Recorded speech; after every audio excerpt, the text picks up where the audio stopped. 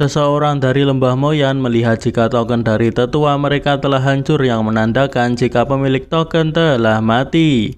Kemungkinan itu adalah milik tetua Cakar Elang. Setelah Xiaoyan menyelamatkan dan mengirim murid Akademi Jianan ke tempat yang aman, ia melanjutkan perjalanannya menuju kota Kaisar Hitam. Dari tempat itu, kota Kaisar Hitam telah terlihat. Xiaoyan meminta Xian untuk mengendalikan dirinya setelah memasuki kota. Tidak boleh bertindak sembarangan seperti sebelumnya. Nampak terlihat antrian panjang di depan pintu masuk kota.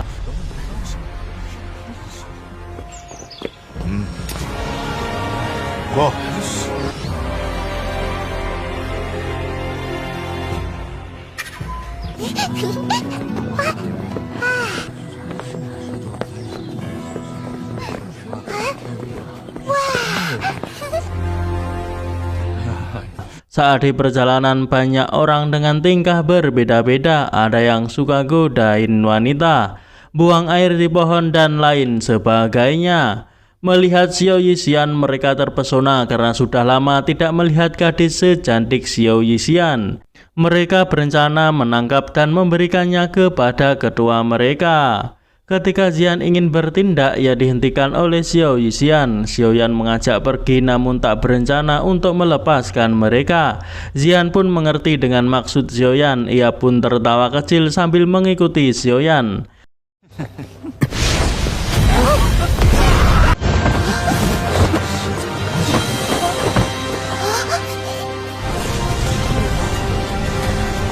Pada pintu masuk di kota Kaisar Hitam ada dua pintu yang ingin dilewati oleh Xiaoyan. Ini adalah pintu VIP khusus untuk kultivator Dou Huang. Penjaga menghentikan Xiaoyan karena tak tahu kultivasi dari Xiaoyan. Orang itu meminta Xiaoyan untuk antri di pintu sebelah jika kultivasinya tidak cukup. Namun setelah orang itu mendengar bisikan dari salah satu penjaga yang tak tahu dibisikin apa, orang itu meminta maaf lantas menanyakan nama dan berasal dari faksi manakah Xiaoyan. Di sini Xiaoyan menyamarkan namanya yang tadinya Xiaoyan dibalik menjadi Yan Xiao. Ia juga mengatakan bahwa dirinya adalah kultivator bebas, tidak terikat dengan faksi manapun. Xiaoyan membenarkan apa yang ditanyakan oleh orang itu jika dirinya memang datang ke kota Kaisar Hitam untuk mengikuti pelelangan.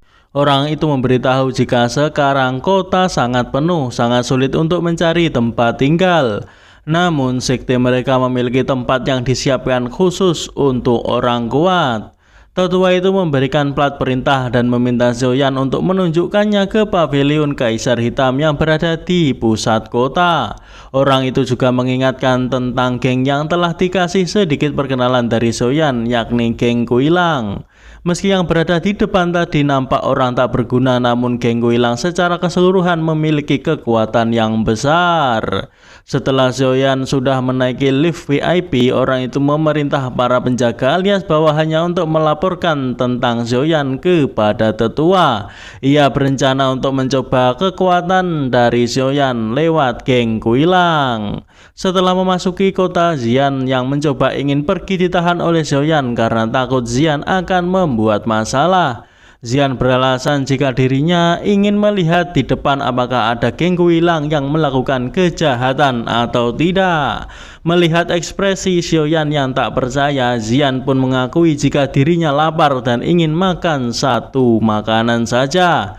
Padahal dirinya sudah makan 1 jam sebelumnya. Ia beralasan jika dirinya sedang dalam masa pertumbuhan, jadi harus makan banyak.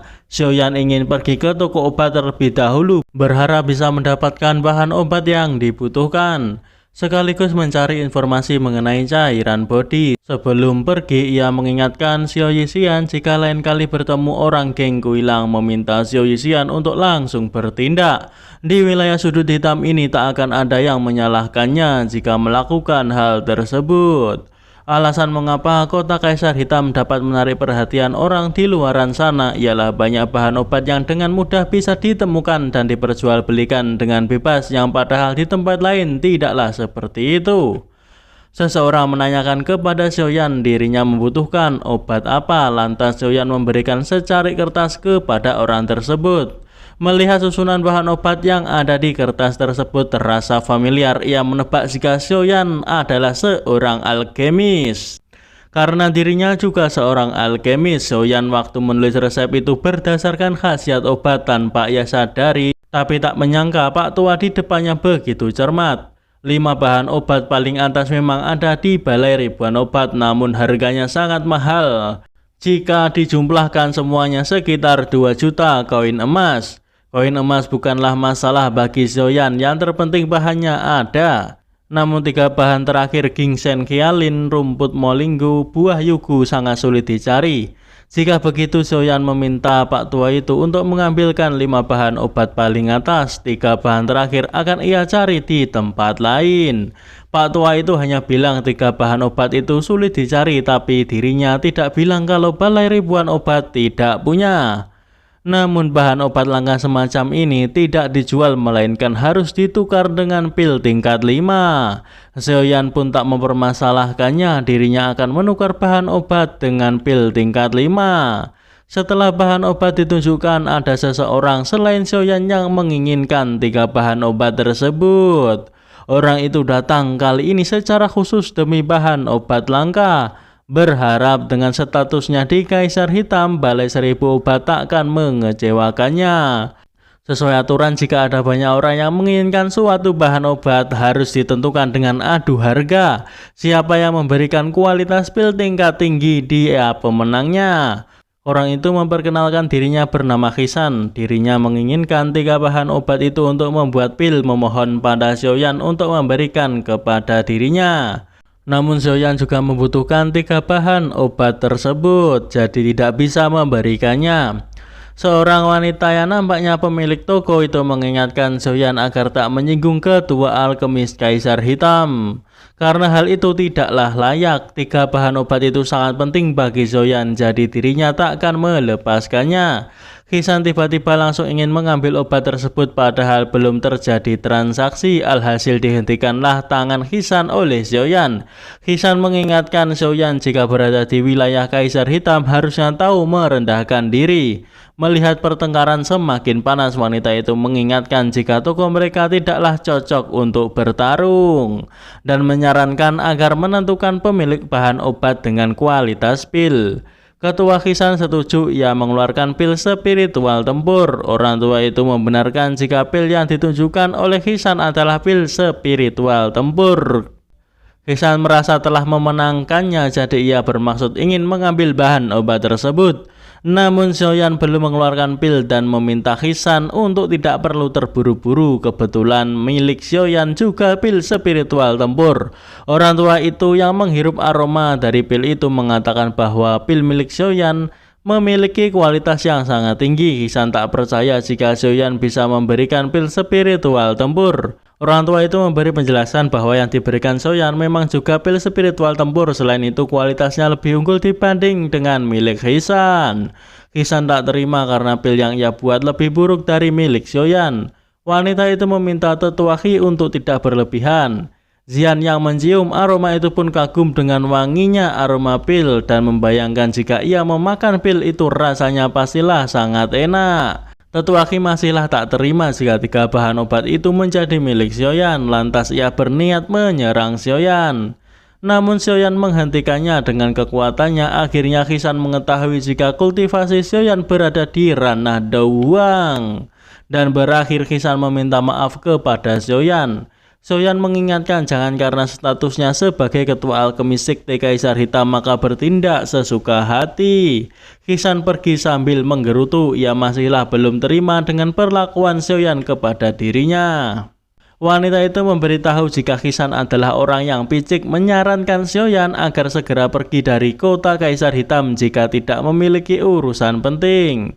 Sebelum pergi, Xiaoyan ingin menanyakan mengenai cairan bodi kepada mereka. Pak tua itu menjelaskan mengenai apa yang ia ketahui.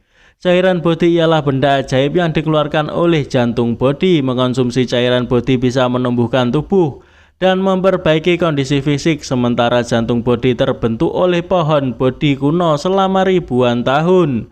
Jika jantung bodi dimakan manusia, maka perlahan bisa menggantikan jantung manusia, memperkuat kekuatan jantung dan memelihara jiwa. Namun hati bodi adalah jantung dari Buddha. Yang disebut mengejar ajaran Buddha adalah menyelamatkan semua makhluk hidup. Orang yang mengambil jantung bodi harus orang baik dan saleh yang bersedia membuat makhluk bahagia. Sayangnya dirinya tidak tahu di mana pohon bodi berada, namun ia tahu keberadaan dari cairan bodi. Setelah mendapatkan informasi, Xiaoyan pergi dari toko bahan obat tersebut. Jika benar-benar berhasil mendapatkan cairan bodi di pelelangan, maka bisa segera mengendalikan tubuh racun. Namun ingin mendapatkannya di pelelangan takutnya tidaklah mudah. Xiaoyan meminta Xiao Yixian untuk tidak usah memikirkan hal tersebut, karena dirinya pasti akan memikirkan segala cara untuk mendapatkannya. Xiaoyan mengajak mereka untuk pergi ke pavilion terlebih dahulu untuk bergegas mencari tempat tinggal, karena Xiaoyan perlu berlatih tertutup untuk membuat beberapa pil agar bisa gampang menawar harga. Kebaikan dari Xiaoyan ini, Xiao Yixian akan mengingatnya kelak jika diperlukan ia bersedia berkorban nyawa untuk Xiaoyan. Setelah menunjukkan plat perintah, orang itu menyuruh Xiaoyan untuk masuk dan nanti akan ada orang yang memandu Xiaoyan ke tempat tinggal. Tak disangka mereka bertemu dengan orang-orang lembah Moyan atau lembah api iblis yang dipimpin oleh Fang Yan. Xiao Yixian memberitahu jika pria berjubah abu-abu di belakangnya agak aneh. Xiaoyan merasa jika orang itu memberinya perasaan yang sangat familiar, seperti pernah bertemu sebelumnya. Mungkinkah orang ini adalah Han Feng?